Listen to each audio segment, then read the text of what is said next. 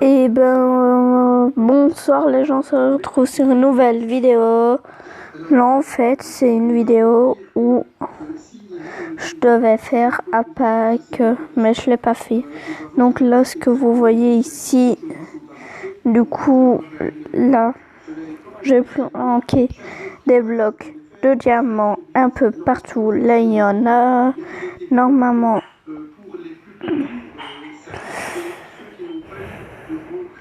Il y en a ici, je vais pas aller plus loin. Quoi?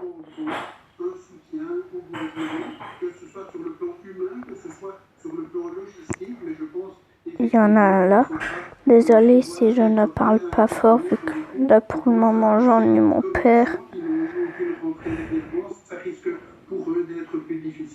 On dira évidemment, et comme partout, que l'argent est le nerf de la guerre. Est-ce que vous pensez que le monde politique, qui dit avoir déjà fait de gros efforts pour soutenir celles et ceux qui n'auraient plus de rentrée financière, est-ce que vous pensez que les cordons de la bourse pourront être encore un peu déliés? Est-ce que vous avez de bonnes nouvelles éventuellement à ce niveau-là? J'imagine que vous êtes en contact avec le monde politique. Est-ce qu'il y a des choses qui pourraient bouger favorablement?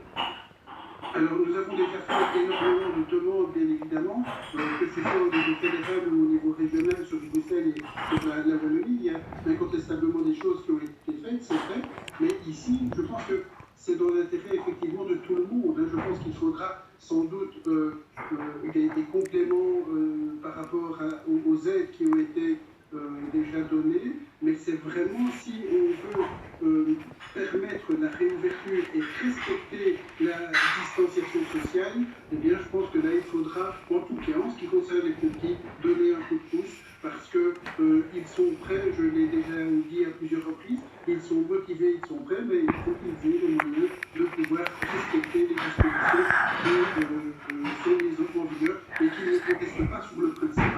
Ça, je crois qu'il faut le dire aussi. Les indépendants, depuis le début, ont accepté les mesures sanitaires, ils les ont comprises, mais il faudra sans doute les aider si ça représente plus. Ma question va peut-être vous surprendre, Pierre-Frédéric Nist, mais est-ce que vous lanceriez ce soir un appel à la population finalement? Parce que ce qu'on entend, c'est qu'on va dans une reprise, et c'est normal, légitime, souhaitable, et heureux, on va avancer dans un instant, mais néanmoins, ce qu'on craint, j'en discutais avec Yves Copiter il y a un instant, ce qu'on craint, c'est peut-être un excès d'enthousiasme et une précipitation, notamment dans les commerces, qui mettrait à mal les efforts des semaines précédentes et qui donc nous amènerait vers un retour en arrière et qui donc ferait encore peut-être plus mal au secteur des indépendants, au petit commerce. Est-ce que vous avez un appel à lancer pour dire que tout ce qui comptera pour que ces nouveaux concepts d'application à long terme, c'est que le public, le citoyen, l'acheteur, le client se montre finalement raisonnable? Bien évidemment, depuis le début, on a dit que d'une part les indépendants jouaient le jeu, mais il faut évidemment que les clients jouent le jeu également. On a vu lors des réouvertures des magasins de bricolage et des jardineries, on a constaté que ça se passait pas mal. Nous n'avons pas eu de retour de terrain comme quoi il y avait de réelles difficultés. Je pense que le citoyen doit être aujourd'hui responsable et modéré. Il ne doit pas nécessairement se ruer dans les magasins. Je pense que ça doit être une reprise progressive. C'est important, mais il faut que cette reprise ait lieu le plus Du coup, là, je vais déplacer le coffre. Comme ça, je trie mon inventaire. C'est rien si vous voyez des os. Avant de faire la vidéo, j'ai tué un squelette. On voyait derrière l'image des chauffeurs qui sont derrière les grilles, qui sont en train de se préparer, sauf que ce qui est bizarre, c'est qu'ils se préparent depuis longtemps. Donc on nous annonce en coulisses que en fait, l'accord est là, mais qu'on prépare la communication. J'ai expliqué que ça prend du temps, parce qu'il faut les 3 langues, qu'il y aura des supports visuels et tout ça. Et par contre, il faut aussi pouvoir vous dire que sur les réseaux sociaux, et notamment nos homologues de la VRT, nous certifient qu'en fait, ils attendent la fin d'une série. Donc pour l'instant, il y a 2 séries, à la fois sur la VRT, la chaîne publique, et la chaîne privée VTN, qui s'appelle Toys et Family. De l'autre côté, c'est le dernier épisode d'une série que les Flamands regardent avec beaucoup d'attention. Et apparemment, pour rien au monde, il fallait supprimer cette série. Donc, je n'ose espérer que c'est une des raisons. Mais en tout cas, ça sera parfait. Petite anecdote, mes côtés néerlandophones, pour l'instant, en fait, ils sont tous en train de regarder les derniers épisodes de leur série fétiche avant, probablement, la conférence de presse. Alors, j'espère surtout que donc là, ce que je vais faire, c'est couper tous les arbres.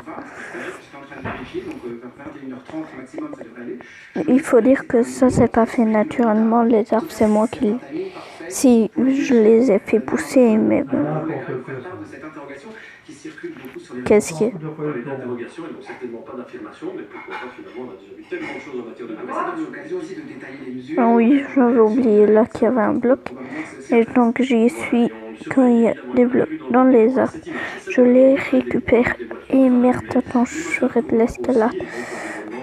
On dira ce qu'il en pense. Donc, vous expliquer peut-être ce qui va se passer, comme ça on va essayer de vivre l'événement ensemble. Donc là on est au Palais des Montres, ceux qui connaissent Bruxelles, c'est près du Palais Royal, près du Parc Royal, mais c'est d'un côté. Et puis Désolée, mais je suis pas forte. Grosso modo 500 mètres de là, il y a le siège du gouvernement, le 16 rue de la Loi, où là il y a une salle de conférence de presse qui est équipée avec notamment la possibilité d'avoir des supports et une retransmission en direct. Donc il faudra que Il sera sûrement en deux, en plusieurs, fassent plusieurs épisodes. Et rétracté devant le juge, expliquant avoir avoué cela par peur. Les gendarmes creusent cette piste à Nice. Les gendarmes, dans leur souci de trouver un mobile, à défaut de mener une enquête véritablement probante, objective, satisfaisante, vont essayer de démontrer comment radar, de temps en temps, aller voir les femmes de mauvaise vie. Et ils ont trouvé une prostituée qui a dit que Omar venait lui rendre visite de temps en temps. Omar aurait donc besoin d'argent.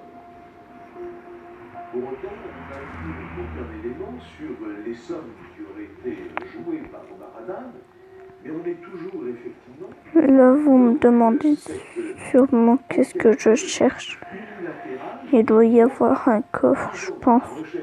Ça fait pas si longtemps que ça que je l'ai fait. Je pense que j'avais mis un coffre. Non, je n'avais pas mis de coffre. Voilà, on essaie de charger de faire le coupable. Pour pallier à ses défenses, le jardinier avait pris l'habitude de demander des avances sur salaire.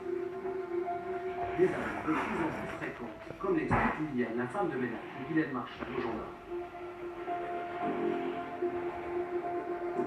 Donc le mobile, ça pourrait être s'il est revenu à la charge une fois trop. À 9, je pense que je vais arrêter la vidéo à 9 vu que je risque de ne plus savoir faire d'autres vidéos sinon.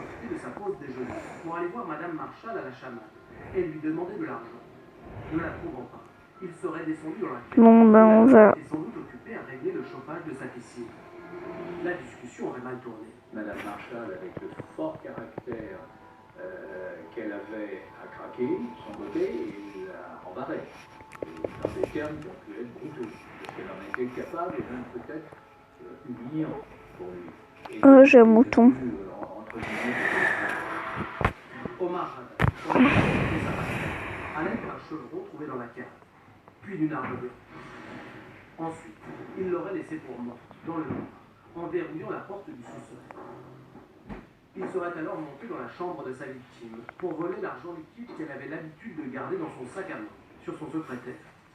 Il avait établi que Mme Marchal, une semaine auparavant, avait retiré 5 000 francs de la banque et elle avait dépensé 3 000, ce qu'on a retrouvé les factures. C'est la première vidéo, je pense, qui commence hyper nul. Oh non. Serait ensuite retourné chez Madame Pascal à 13h pour reprendre son travail. Laissée pour morte dans le sous-sol de sa villa, Guylaine Marchal aurait alors tenté de se protéger et de dénoncer son agresseur. Madame Marchal était furieuse, en colère. Ça faisait 3 fois peut-être qu'elle lui faisait les mêmes reproches, je sais rien. Oh là là. Elle faisait de l'argent, qu'elle en avait déjà Je vais me coucher. À ce moment-là, Je vais très en colère. Et cette poussée prendre mon lit et persisté ensuite et l'a aidé peut-être dans son comportement quand elle était enfermée dans ce cellule. C'est donc animé par les collègues.